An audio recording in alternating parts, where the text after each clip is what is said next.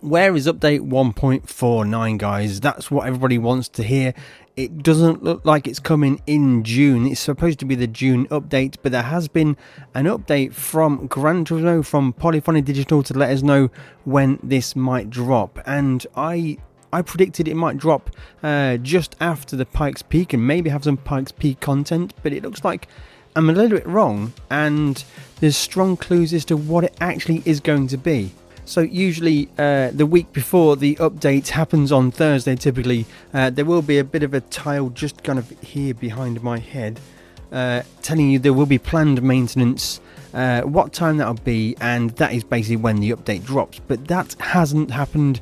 There have been no silhouettes over this weekend, so what's going on? Heading over to Twitter, and it seems Gran Turismo have posted an update about the opening round of the Gran Turismo World Series hosted in Montreal in Canada, and they basically put out a statement saying there will also be an introduction of the July update for Gran Turismo 7 during the broadcast. So it looks like we're skipping the June update. That won't be a thing, and the July update will be introduced during the live broadcast. So I'm not quite sure if that means it'll be introduced with regard to letting us know what will be in it, or will it be introduced with regard to being deployed to us, introduced to us in the game on during the live. God, that's a lot of introduces. I think it's just going to be that they're going to show us what's going to be in there, and we may get the content delivered maybe towards the end of July. I hope it's not, but it's likely to be, isn't it, guys?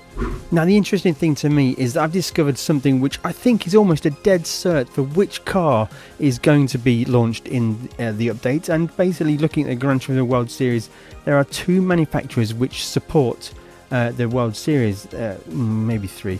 So there's Toyota Gazoo Racing, which we have the Toyota Cup in here already.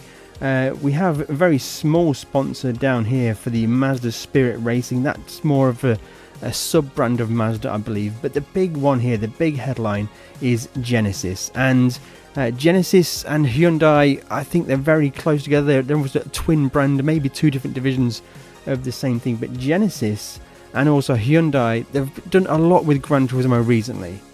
Now, even more so, when we head over to the Genesis Europe website, we get this image here, this announcement.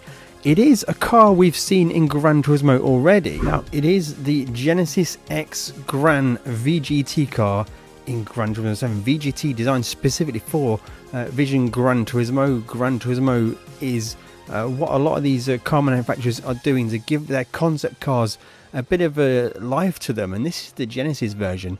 A fantastic car, incredibly slippery to drive when we did a time trial with it around Monza, and it's calling out for some grip, and that's exactly what Genesis have done with their racer version of the X Gran Racer VGT. Now guys, let me know in the comments below. I've made some wild assumptions before with Pikes Peak coming to Gran Turismo 7, but if this doesn't come to Gran Turismo in the next update, then I have no idea what I'm doing, and I probably should just quit this whole YouTube Gran Turismo thing, guys. Let me know in the comments below. Am I onto something here? Taking a look at the car in a bit more detail, and I'm actually really excited by this car because the car has a great fuel efficient engine. It drives pretty good. It has so much power, but in the one in game, it just lacks a bit of grip. But now with the aero package this car has, a nice massive rear wang GT style, but I don't think it will be classed as a GT car. We already have a GT3 car, or a Group 3 car in Gran Turismo Genesis, so I imagine this is just going to be an exotic road car or track day style car. But looking through the pictures on the Genesis website, it actually looks really quite cool. This is exactly what I wanted the car to be originally. I much prefer cars with more rear features to them. I don't typically like the cars that drop off with a sloped rear end. So this is looking absolutely fantastic, guys. I'm super excited for this one. I guarantee you this is going to dominate Sardinia World Touring Car 800. I'm going to have a tune for you as soon as we get a chance to do that. I guarantee that one, so make sure you subscribe for that one. But it's looking pretty fantastic. I'm loving the kind of aero disc, kind of turbofan-esque front wheels, open rear wheel, nice little barge boards down the side here. Looking really cool. I'm excited for this one.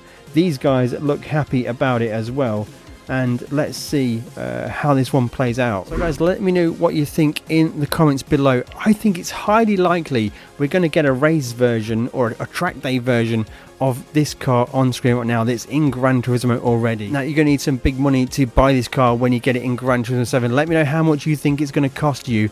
And if you want to know how to make credits in Gran Turismo 7, click on the video on screen right now. Go and check that one out, and we'll catch you in the next one.